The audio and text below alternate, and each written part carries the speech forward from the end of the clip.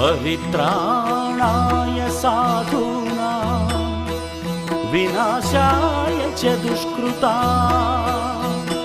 धर्म संस्थापनार्थाय संभवामि युगे युगे।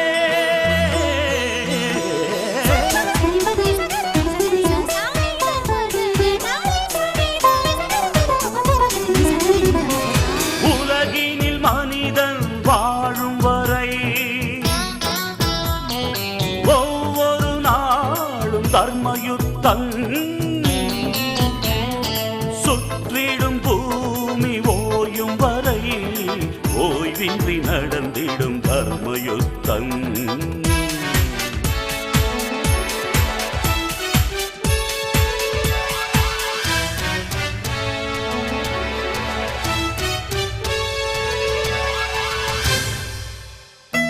கருவில் யுத்தம், பிறப்பில் யுத்தம், கருத்தில் யுத்தம், காலம் முழுதும் தர்மயுத்தம்। உழைப்பில் யுத்தம், பிழைப்பில் யுத்தம், உயர்வில் யுத்தம், உலகில் என்றும் தர்மயுத்தம்। ஒரு துளி மழையில் கடலின் தொடக்கம், ஒரு பெண் நினைத்தால் எதுவும் நடக்கும் தர்மயுத்தம்। ஆணை பெற்று எடுத்தாய் பெண்ணே, ஆதிசக்தி நீதான் பெண்ணே, தர்மயுத்தம்। பஞ்சை போன்ற நெஞ்சிக்குள்ளே தீ எதற்கடா, கையில் ஏந்த பூக்கள் உண்டு கத்தி எதற்கடா, ரத்தம் சிந்தும் யுத்தம் இங்கே தேவையில்லையடா, நித்தம் ஜெயிக்கும் வாழ்க்கை மட்டும் நமக்கு வேண்டுமடா। போராட்டம் இல்லாமல் வரலாறு கிடையாது, தலைக்கற்கள் நீ தாண்டி நடைபோடு, சொர்க்கம் உன் பக்கத்தில் நித்தம் செய் தர்மயுத்தம்।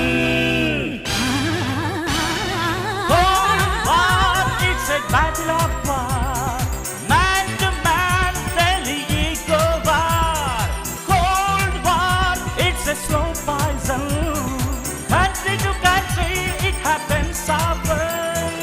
ஒரு முறை உலகில் உந்தன் பிறப்பு, உனக்குள் இங்கே அச்சமெதற்கு, வீரம் வேண்டும்।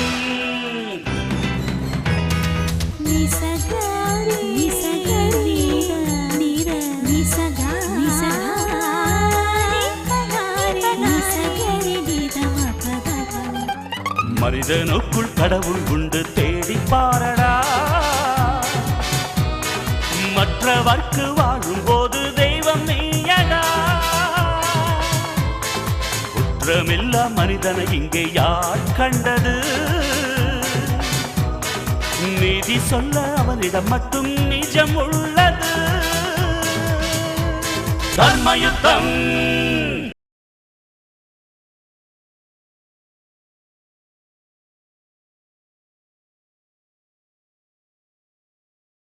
சரி, நான் கிளம்புறேன்। இருங்க இருங்க இருங்க, திடீர்னு வந்தீங்க, என்ன விஷயம் ஏது விஷயம் ஒன்னும் சொல்லாம நீங்க பாட்டு கிளம்புறேன்னா எப்படி? இல்ல, இதுக்கு மேல நான் ஏதாவது சொல்லுவேன், அப்புறம் நான் உளறேன்னு நீங்க நினைப்பீங்க, இதெல்லாம் எதுக்குன்னு தான் கிளம்புறேன்னு சொன்னேன்। என்ன சொல்றீங்க மீனு, எனக்கு புரியல। என்ன மாதவி, ஒருத்தர்கிட்ட பேசும்போது அவங்களுக்கு தெரிஞ்ச புரிஞ்ச விஷயங்களை தவிர வேற ஏதாவது பேசினோம்னா நம்ம உளறோம், புத்திசாலி இல்லன்னு தான் அவங்க நினைப்பாங்க, நீங்க தானே சொன்னீங்க? ஆமா, சந்திரசேகர் சாருக்கும் எனக்கும் கல்யாணம் நிச்சயம் ஆயிடுச்சுன்னு சொல்லதான் வந்தேன், ஆனா இப்ப சொல்லாம கிளம்புறேன்। என்ன மீனு இது, வந்துட்டு என்கிட்ட சொல்லாமே கிளம்புறீங்க? நான் என்ன உங்க விரோதியா? சச்சா, எனக்கு நீங்க ஃப்ரெண்டு தான், ஆனா சந்திரசேகர் சாருக்கு நீங்க விரோதி தானே? இல்ல, நான் யாருக்கும் விரோதி இல்ல, நட்பும் இல்ல, காலம்தான் எனக்கு எதிரியா இருக்கு। சரி, உங்களுக்கு யார்கிட்டயும் விரோதம் இல்லைன்னா அப்புறம் சந்திரசேகர் சார் ஏன் உங்க தம்பிய சுடணும்? எதுக்கு இவ்ளோ பிரச்சனை ஆகணும்? அதான் எனக்கு இன்னும் தெரியல। தெரியலையா? ஆமா மீனு, நானும் எனக்கு தெரிஞ்சவங்க, ரகுவுக்கு தெரிஞ்சவங்கன்னு எல்லார்கிட்டயும் விசாரிச்சு பாத்துட்டேன், ஆனா யாருக்குமே இதுக்கு பதில் தெரியல। ரகு கிட்ட கேட்டீங்களா? கேட்டுனாவது, 1க்கு 2 தடவை கேட்டு அவனும் டென்ஷன் ஆகி என் மேல கோவப்பட்டு 2 நாளா வீட்டுக்கே வரலன்னா பாத்துக்கோங்களேன்। அப்படி அவங்க 2 பேருக்கு நடுவுல என்னதான் நடந்திருக்கும்? இதே கேள்விதானே மீனா நானும் திரும்ப திரும்ப கேட்டுட்டு இருக்கேன்। அன்னைக்கு கூட ரெக்கார்டிங் தியேட்டருக்கு வந்து ரகுவுக்கும் மஞ்சுவுக்கும் ஏதாவது தொடர்பு இருந்திருக்குமான்னு நானே உங்ககிட்ட கேட்டேன்ல? ஆமா, விசாரிச்சீங்க, ஆனா முடிவா என்ன காரணங்கிறத கண்டுபிடிச்சீங்களா இல்லையா? இப்ப உங்க மனநிலை எப்படி இருக்குன்னு எனக்கு தெரியுது மீனு। ஏன் இப்ப என் மனநிலை எப்படி இருக்கு? கொந்தளிச்சுக்கிட்டு இருக்கு. மாதவி, எப்படி சொல்றீங்க? இதே மாதிரிதான் ஏன் மனசும் கொந்தளிச்சிட்டு இருந்தது. சந்திரசேகர் ரகு எதுக்காக சுட்டாரு? அதுக்கான காரணம் என்ன? திரும்பவும் சுடுவார மாட்டாரான்னு என் மனசு கொந்தளிச்சிட்டு இருந்தது. அதே மாதிரிதான் இப்ப உங்க மனசு கொந்தளிச்சிட்டு இருக்கு. இதுக்கு முன்னாடியாவது நீங்க ஒரு சிங்கர், சந்திரசேகர் ஒரு மியூசிக் டைரக்டர், உங்களுக்குள்ள இருந்த ரிலேஷன்ஷிப் அவ்வளவுதான். ஆனா இப்போ உங்களுக்கு கல்யாணம் ஆக போகுது. அவர் உங்க புருஷனா வரப்போறாரு. சோ அவர் திரும்பவும் இந்த மாதிரி ஏதாவது செய்வாரா? அப்படி ஏதாவது ஒரு மனசுல இருந்தா அதை எப்படி தடுக்கணும்னு நினைக்கும் போது உங்க மனசு கொந்தளிக்காம எப்படி இருக்கும்? It takes two of a kind to understand one anotherன்னு சொல்லுவாங்க. அதனால என் மனசு அலப்பாயறத உங்களால கரெக்டா புரிஞ்சுக்க முடியுது. சந்திரசேகர் சார் நான் விரும்பினப்போ அவர் எப்படியாவது என்னை ஏத்துக்கணுங்கிற ஆசை மட்டும்தான் எனக்கு இருந்துச்சு. ஆனா இப்போ அவர் என்ன கல்யாணம் பண்ணிக்க சம்மதம்னு சொன்னதுக்கு அப்புறம், கடவுளே, இந்த பந்தமும் சந்தோஷமும் காலம் முழுக்க நிலைக்கணும், எந்த கெட்டதும் நடக்க கூடாதுன்னு மனசு கடந்து அடிச்சுக்குது. கவலைப்படாதீங்க, எல்லாம் நல்லபடியா நடக்கும். எல்லாமே. ஆனா மாதவி, அன்னைக்கு நீங்க ரெக்கார்டிங் தியேட்டருக்கு வந்து என்ன விசாரிச்சப்போ நான் உங்களை பத்தி என்ன நினைச்சேன்னு தெரியுமா? என்ன நினைச்சீங்க? இல்ல, மாதவிக்கு என்னாச்சு? ஏன் திடீர்னு இப்படியெல்லாம் யோசிக்கிறாங்க? நடந்து முடிஞ்ச விஷயங்கள் எல்லாம் திரும்ப கிளறி ஏன் தானும் குழம்பி மத்தவங்களையும் குழப்புறாங்கன்னு நினைச்சேன். நான் இப்படி பேசினதுல உங்களுக்கு ஒன்னும் தப்பா தோணலையே? சேச்சே, நான் ஒன்னும் தப்பா நினைக்கல. இன்ஃபேக்ட் நீங்க இப்படி ஓப்பனா பேசுறது எனக்கு ரொம்ப சந்தோஷமா இருக்கு. எனது சந்தோஷமா இருக்கா? ஆமா, இது வரைக்கும் நான் ஒருத்தி மட்டும்தான் பைத்தியக்காரி மாதிரி சந்திரசேகர் ரகுவை எதுக்காக சுட்டாரு, அதுக்கு பின்னாடி என்ன காரணம் இருக்குன்னு தேடிட்டு இருந்தேன். இப்ப என்னோட சேர்ந்து இந்த விஷயத்தை தேடுறதுக்கு நீங்களும் இருக்கீங்களே. ஒருவேளை ஏன் தேடுதலுக்கு விட கிடைக்காம போனாலும் உங்க தேடுதலுக்கு நிச்சயமா விட கிடைச்சிரும்ல. அதான் என் சந்தோஷத்துக்கு காரணம். கவலைப்படாதீங்க மாதவி, கூடிய சீக்கிரம் காரணம் என்னன்னு கண்டுபிடிச்சு நம்ம பிரச்சனையை சால்வ் பண்ணலாம். ஆனா தற்காலிகமா நான் என்னோட விசாரணையை நிறுத்தி வச்சிருக்கேன். ஏன்? பின்ன நான் இந்த மாதிரி விசாரணை எல்லாம் பண்றேன்னு சந்திரசேகர் சாருக்கு தெரிஞ்சதுன்னா வேதாள முருகமரம் ஏறின கதையா கல்யாணமே வேண்டான்னு சொல்லிடுவாரு. அப்படியெல்லாம் ஒண்ணுமே நடக்காது மீனு. நீங்க வேணா பாருங்களேன், உங்க சந்தோஷத்துக்காகவும் உங்க நிம்மதிக்காகவும் இந்த கல்யாணம் நடக்குதோ இல்லையோ, ஏன் சந்தோஷத்துக்காகவும் ஏன் நிம்மதிக்காகவும் கண்டிப்பா உங்க கல்யாணம் நடக்கும். தேங்க்யூ.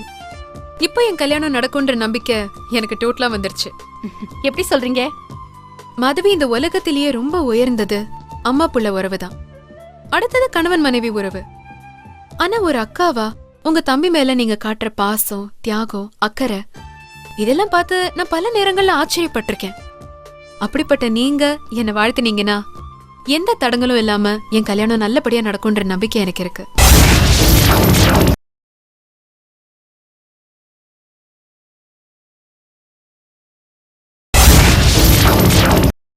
எந்த தடங்களும் இல்லாம என் கல்யாணம் நல்லபடியா நடக்கும்ன்ற நம்பிக்கை எனக்கு இருக்கு. தேங்க்யூ மாதவி.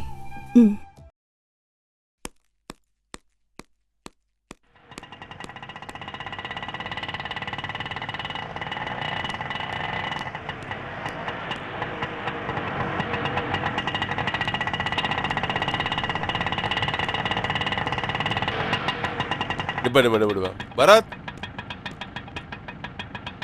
என்ன நான் தான் ஸ்கூல்ல வந்து பிக்கப் பண்ணிக்கிறேன்னு சொன்னல, அதுக்குள்ள நீ ஏன் கிளம்பி வந்த? அண்ணே, நீ ரஜினி மாதிரினே வருவேன்னு சொன்னா வரமாட்டேன், வரமாட்டேன் சொன்னாதான் வருவேன்.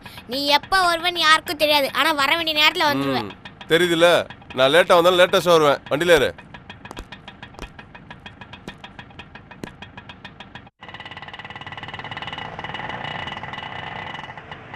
ஏண்டா, மேக்ஸ்ல உன் ஃப்ரெண்ட் எத்தனை மார்க் எடுத்தான்னு சொன்ன? 99. ஆஹா, ஒரு மார்க் மிஸ் ஆயிடுச்சாடா? அந்த ஒரு மார்க் தான் நான் எடுத்திருக்கேன்.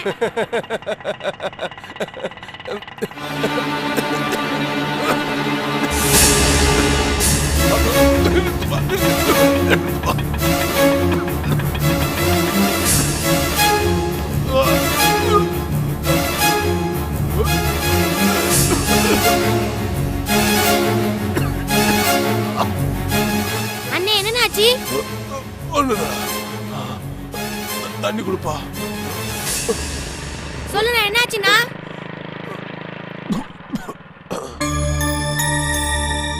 அண்ணே, என்னன்னாச்சு சொல்லுண்ணா.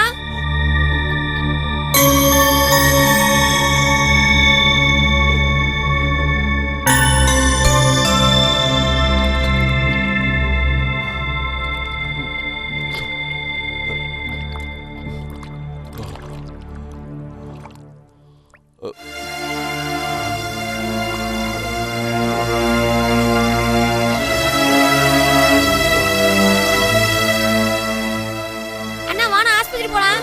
அண்ணா வாண்ணா, ப்ளீஸ் வாண்ணா. டிரைவர் சீக்கிரம் வண்டி எடுங்க.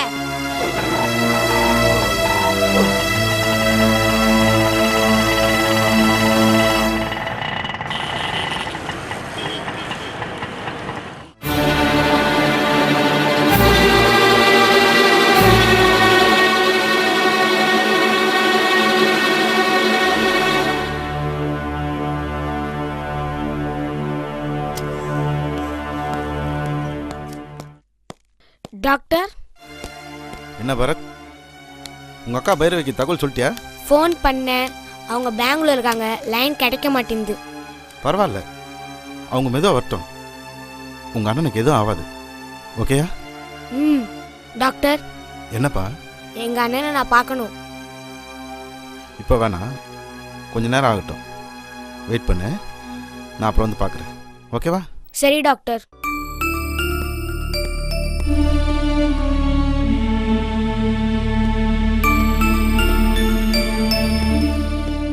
என்ன மிஸ்டர் சேகர்? என்ன டாக்டர், இன்னும் எத்தனை வாரம் எனக்கு? வாரம் இல்லை சேகர், நாட்கள், மணிகள், நிமிடங்கள். நல்ல வேலை நான் வாழ்வே மாயம் கமலாசனை பிறக்கல. ஏன்? ஏன்னா வாழ்வே மாயம் வாழ்வே மாயன்னு நான் பாடிட்டு தெரிய அதை பார்க்க உங்களுக்கு கஷ்டமா இருக்கும். ஓஹோ, ரொம்ப தைரியமா இருக்க மாதிரி காட்டிக்கிறீங்களா? தைரியம் இல்லை டாக்டர், சாதனை. சாவ எதுக்குற தைரியம் யாரும் கிடையாது. கடவுளே, கெட்டவனை ரொம்ப நாள் வாழ வச்ச நீ நல்லவன் ஆனதுக்கு அப்புறம் ஏன் என் வாழ்க்கையை சீக்கிரம் முடிக்கிறேன்னு ஒரு விரக்தி டாக்டர். எனிவே, உங்களுக்கு 6 மணிக்கு ஒரு ஸ்கேன் எடுக்கணும். அதுக்கு முன்னாடி கொஞ்சம் ரெஸ்ட் எடுங்க. டாக்டர், நீங்க வாரம், நாட்கள், மணிகள், நிமிடங்கள் சொன்னதெல்லாம் உண்மை தானே? அப்சல்யூட்லி. அப்புறம் எதுக்கு சார் ஸ்கேனிங் ட்ரீட்மெண்ட்லாம்? ஏன் சாவ தடுக்கவா? தடுக்க இல்லை, தாமதப்படுத்த. அப்படியா? அப்ப ஸ்கேன் எடுங்க. வாழ்நாள் முழுவதும் தொலைச்ச எனக்கு இந்த இறுதி காலத்திலேயாவது ஏதாவது ஒரு நல்லது செய்யறதுக்கு சில நிமிடங்களாவது எக்ஸ்ட்ரா கொடுங்க please. Please. I will try my level best. Don't worry. Thank you doctor.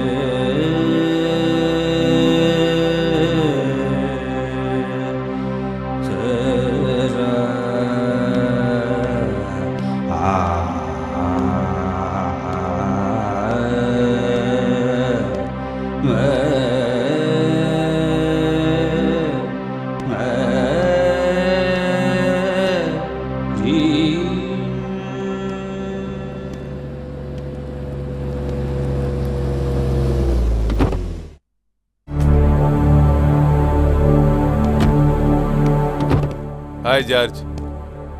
Hello mister எதிர்கட்சி. இன்னுமா என்ன எதிர்கட்சியா நினைக்கிற? ஆமா. ஏன்?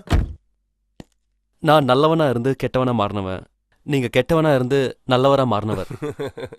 அப்போ நீங்க எனக்கு எதிர்கட்சி தானே? ஆமா, என்ன அவசரமா சந்திக்கணும்னு சொன்னீங்களே, என்ன விஷயம்? இல்ல, அது வந்து சின்ன உதவி வேணும். என்ன உதவி? பாஸ்போர்ட், கொஞ்சம் பணம், ஹாங்காங் போறதுக்கு விசா. இதெல்லாம் எதுக்கு? ஜார்ஜ், உங்களுக்கு தெரியும், நான் இன்னும் கொஞ்ச நாள் தான் உயிரோட இருப்பேன். I know. அதனால மிச்சம் இருக்கிற கொஞ்ச நாட்கள்ல தங்கச்சி பைரவிக்கும் பரத் ரஞ்சிதாவுக்கும் ஏதாவது பண்ணிட்டு போகணும்னு ஆசைப்படுறேன். அது தொலைச்ச இடத்துல தான் தேடணும்னு சொல்லுவாங்க. அதனால தான் நான் என் வாழ்க்கையை தொலைச்ச ஆங்கங்கே போறேன். அங்க இருக்கிற என்னோட பழைய நண்பர்கள், கான்டாக்ட்ஸ் கிட்ட கையில காலில் விழுந்தாவது கொஞ்சம் பணம் சேர்த்து அனுப்பணும்னு நினைக்கிறேன். பணம் தானே, அது நான் தரேன். நீங்க பழையபடி ஹாங்காங் போய் கெட்டவனா மாற வேண்டாம். ஜார்ஜ், நான் ஆங்காங் போறேன்னு சொன்னதுக்கு பணம் மட்டும் காரணம் இல்லை. வேற என்ன காரணம்? இல்ல ஜார்ஜ், நான் வாழ்ந்த நாள் முழுசுமே பைரவிக்கு கொடுக்க கூடாத தொழிலாம் கொடுத்து நிம்மதி இல்லாம ஆக்கிட்டேன். அதனால அவ கணும்னால நான் ரத்தமா வாந்தி எடுத்து செத்து அவ மனசை ரணமாக்க விரும்பல. அதனாலதான் நான் ஃபாரினுக்கு வேலைக்கு போறேன்னு ஒரு பொய் சொல்லிட்டு அங்க கொஞ்சம் பணம் ஏற்பாடு பண்ணி ஏதாவது ஒரு பேங்க்ல போட்டுட்டு மாசம் மாசம் நான் அங்கிருந்து அனுப்புற மாதிரி ஒரு செட்டப் பண்ணிட்டு கண்காணாம அப்படியே செத்து போயிடலான்னு முடிவு பண்ணிட்டேன். நல்ல முடிவு தான், ஆனா அதுல ஒரு தப்பு இருக்கு. தப்பு கூட இல்ல, ஒரு குறை இருக்கு. என்னது? பைரவியோட நிம்மதிக்காகவும் சந்தோஷத்துக்காகவும் நீங்க ஹாங்காங் போய் கண்காணாம செத்துருவீங்க. பட் உங்களோட உயிர் பிரியறப்போ நீங்க எவ்வளவு நேசிக்கிற பைரவி, உங்க தம்பி பரத், தங்கச்சி ரஞ்சிதா இவங்களோட முகத்தை பார்க்கணும்னு தோணுச்சுன்னா உங்களுக்கே தோணும் இல்ல?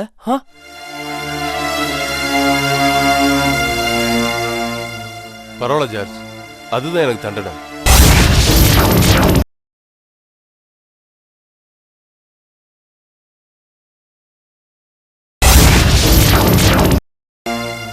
பரவாயில்ல ஜார்ஜ், அதுதான் எனக்கு தண்டனை. சேகர், தப்பு செய்யறவங்களுக்கு தண்டனை கொடுக்கலாம், பட் திருந்தனவங்களுக்கு எதுக்கு தண்டனை கொடுக்கணும்? என்ன சொல்றீங்க?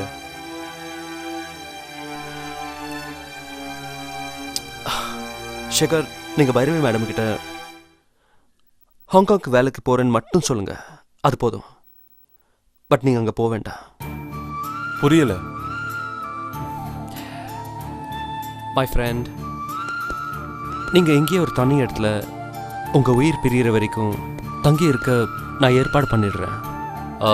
அப்புறம் நீங்க ஆசைப்பட்ட மாதிரி ஹாங்காங்ல இருந்து மாசம் மாசம் பணம் வரத்துக்கும் ஏற்பாடு பண்ணிடுறேன். அப்புறம் அப்பப்போ நீங்க நல்லா இருக்கீங்கன்னு பைரவி மேடமுக்கு தகவல் வர மாதிரியும் ஏற்பாடு பண்ணிடுறேன். எல்லாம் சரி ஜார்ஜ், இதெல்லாம் எதுக்கு? அதான் அப்பவே சொல்லிட்டேன்ல, நீங்க நேசிக்கிற உங்க தம்பி தங்கச்சிய பார்த்துக்கிட்டே உயிர் பிரியட்டும்னு இதெல்லாம் நான் ஏற்பாடு பண்றேன். ஆனந்த் சார். சொல்லுங்க சார். நான் சொன்ன எல்லா டீட்டெயில்ஸும் கேட்டீங்கல்ல? ஆமா கேட்டேன். அப்போ எல்லா ஏற்பாடும் சீக்கிரம் பண்ணுங்க. சரி ஜார்ஜ். என்ன நீங்க இது எல்லாத்தையும் கூடி சீக்கிரம் விட்டுருங்க. ஏன்? எனக்கு கிடைக்காத நல்ல வாழ்க்கை உங்களுக்காவது கிடைக்கட்டுமே. Shekar, Shekar, just relax. Relax. Bye.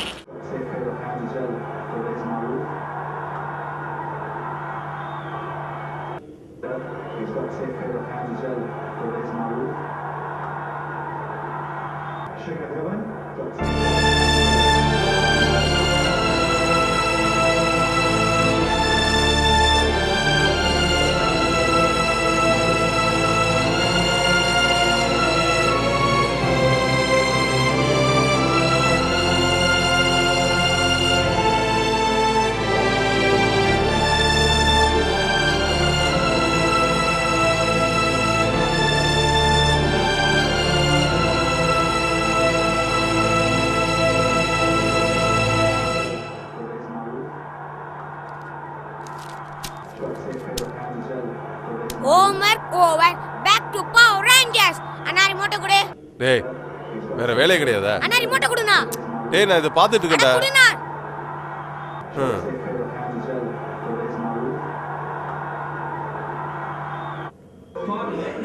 ஓ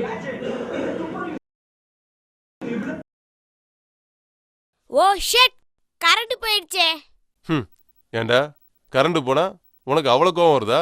அண்ணா சம்சாரம் இல்லாம கூட வாழ்ந்தல, ஆனா மின்சாரம் இல்லாம வாழ முடியாது, இன்னுமா தெரிஞ்சுக்கோ. பார்த்து பார்த்து கெட்டு போயிட்டுடா. போனா கரண்ட் போன பரவாயில்ல, நான் ஒரு கதை சொல்லட்டுமா? சொல்லு சொல்லு. என்ன மாதிரி வீணா போன ஒருத்தன். கதையிலயும் நீ வீணா போனவன் தானா? டேய் குறுக பேசாம கதையை கேள்ற. சொல்லு சொல்லு. என்ன மாதிரி ஒருத்தன் வாழ்க்கையில பல கஷ்டங்கள் பட்டுட்டு எதுவும் ஒர்க் அவுட் ஆகாம ரோட்ல நடந்து வந்துட்டு இருந்தான். பட் அவன் வீணா போனவனா இருந்தாலும் கடவுள் பக்தி உள்ளவன். சிவனையும் பார்வதியும் விடாம கும்பிட்டுட்டு இருப்பான். அப்படி அவன் நடந்து வந்துட்டு இருக்கும்போது கடவுள் நினைச்சான், கடவுளே நான் உன்னை விடாம தான் கும்பிடுறேன், ஆனா நீ மட்டும் எனக்கு ஏன் உதவியே செய்ய மாட்டேன்னு அவன் நினைச்ச உடனே அந்த நினைப்பு பார்வதிக்கு கேட்டுச்சு. அவங்க என்ன பண்ணாங்க தெரியுமா? உடனே சிவன் கிட்ட, ஏங்க அவன் உங்களோட பரம பக்தனாச்சே, அவனுக்கு நீங்க ஏதாவது உதவி செய்யலாமேன்னு கேட்டாங்க. அதுக்கு சிவன் என்ன சொன்னான் தெரியுமா? பார்வதி அவன் மேலேயே நம்பிக்கை இல்லாதவன், அவனுக்கு எப்படி நான் உதவ முடியும்னு சொன்னாரு. உடனே பார்வதி, அவனுக்கு நீங்க உதவலாம் என்ன, அவன் என்னையும் தானே கும்பிடுறான், அவனுக்கு நான் உதவுன்னு சொல்லிட்டு ஒரு 500 கோல்டு காயினை ஒரு பையில போட்டு அவன் வர்ற வழியில போட்டாங்க. ஓ அப்படியா? அவன் அதை எடுத்து பெரிய ஆள் ஆயிட்டானா? அந்த பைய அவன் பார்க்கவே இல்லை. ஏனா?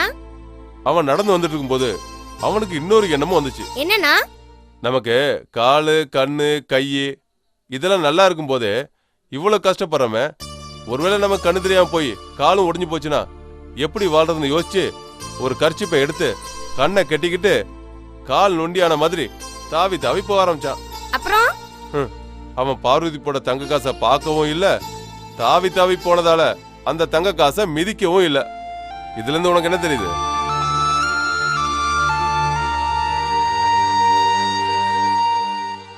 கடவுள் நம்பிக்கை இல்லனாலும் வாழ்க்கையில தன்னம்பிக்கை இருக்குன்னு தெரியுது. Very good. இந்த கதை எப்படி இருந்துச்சு? ரொம்ப நல்லா இருந்துச்சுனா. Excellent, super.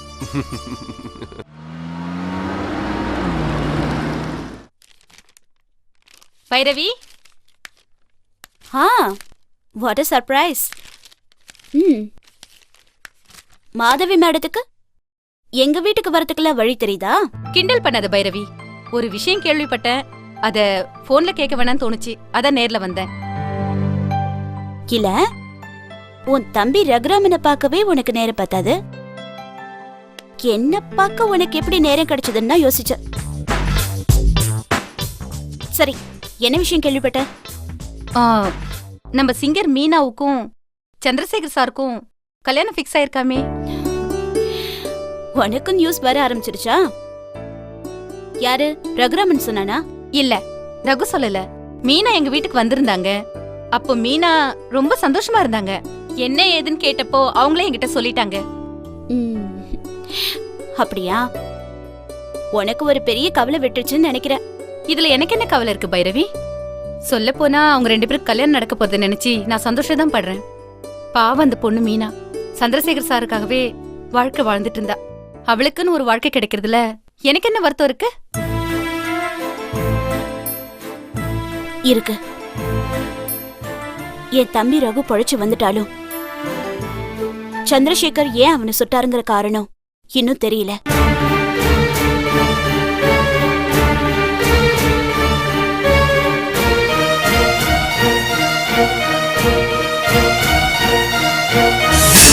உலகினில் மனிதன் வாழும் வரை ஒவ்வொரு நாளும் தர்மயுத்தம், சுற்றிடும் பூமி ஓயும் வரை ஓய்வின்றி நடந்திடும் தர்மயுத்தம்.